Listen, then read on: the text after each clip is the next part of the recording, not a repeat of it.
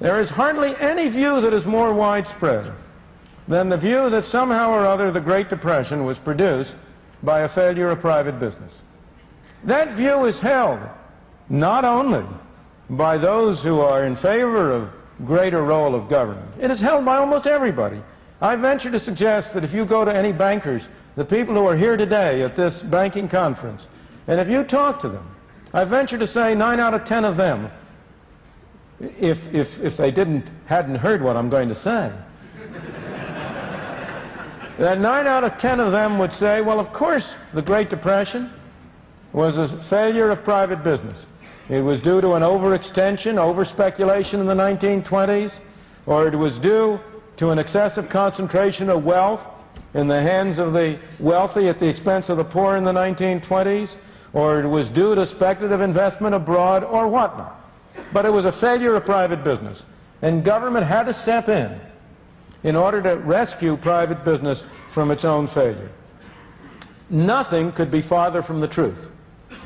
The Great Depression was produced, in my opinion, and I may say this is not a random opinion. I will be glad to refer you to a several hundred-page book in which it is documented. I won't tell you who the author is. Mr. Eccles did that. It was produced, the Great Depression was produced by a failure of government, by a failure of monetary policy. It was produced by a failure of the Federal Reserve System to act in accordance with the intentions of those who established it.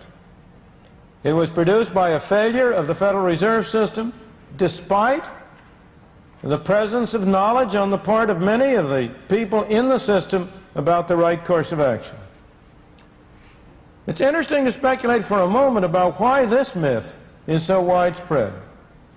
The answer is really very simple in this case. Private enterprise has no press agents.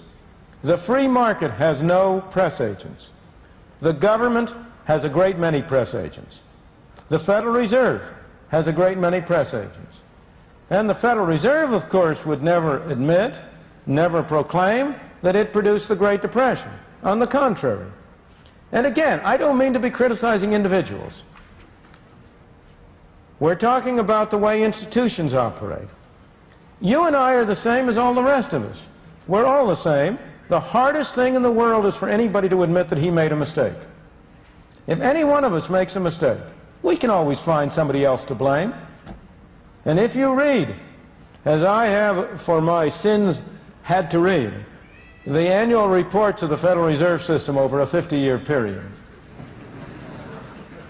there's only one element of humor that lightens that task, and that is the cyclical fluctuation in the powers of the Federal Reserve.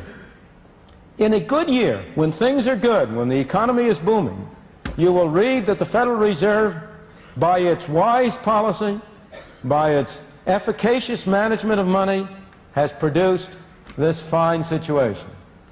However, let things get bad, and all of a sudden the tone of the annual report is different. Then you discover that despite the best efforts of the Federal Reserve, outside forces combine to produce difficulties.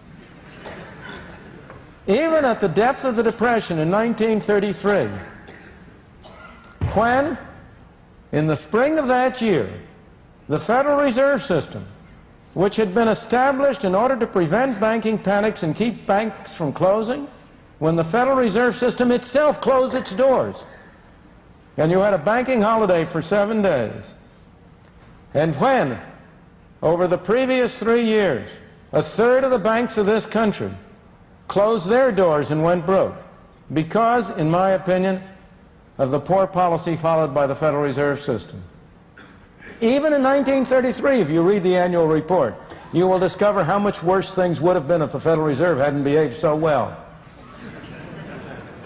Now, as I say, I don't blame the members of the Federal Reserve for that. Any one of us would do the same thing. We have to find somebody to blame.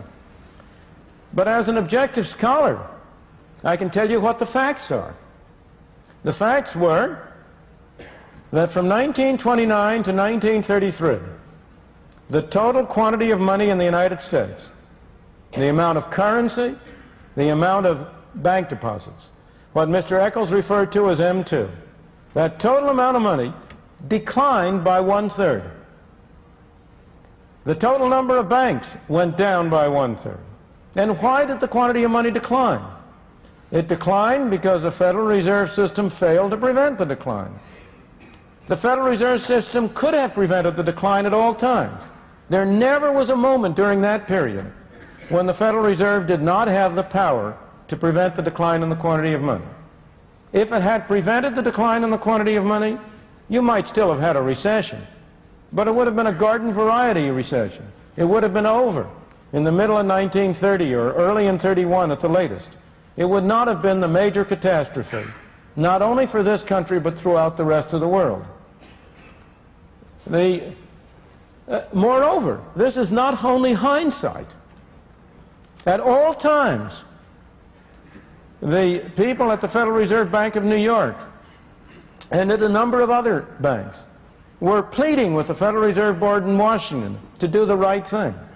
At all times, there were people in Congress who were arguing that the Federal Reserve System should take a different course.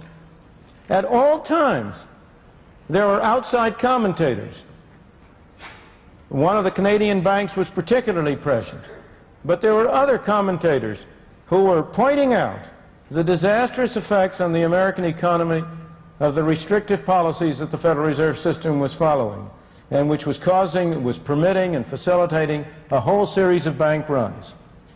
So the Great Depression was not produced by a failure of business. On the contrary, it was produced by a failure of government, and a failure of government in an area in which responsibility had been assigned to government since the founding of this country.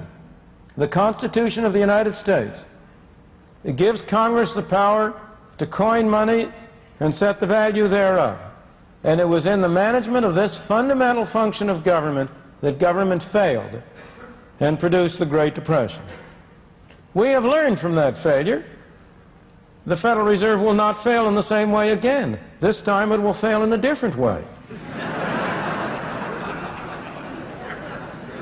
This time it has been failing, not by producing a Great Depression, but by producing an inflation. Because just as you will hear the story that it was business that was responsible for the Depression, so you will today hear the story that it is labor and management that are responsible for inflation. It is the same kind of a myth. Inflation is made in one place and one place only, Washington, D.C.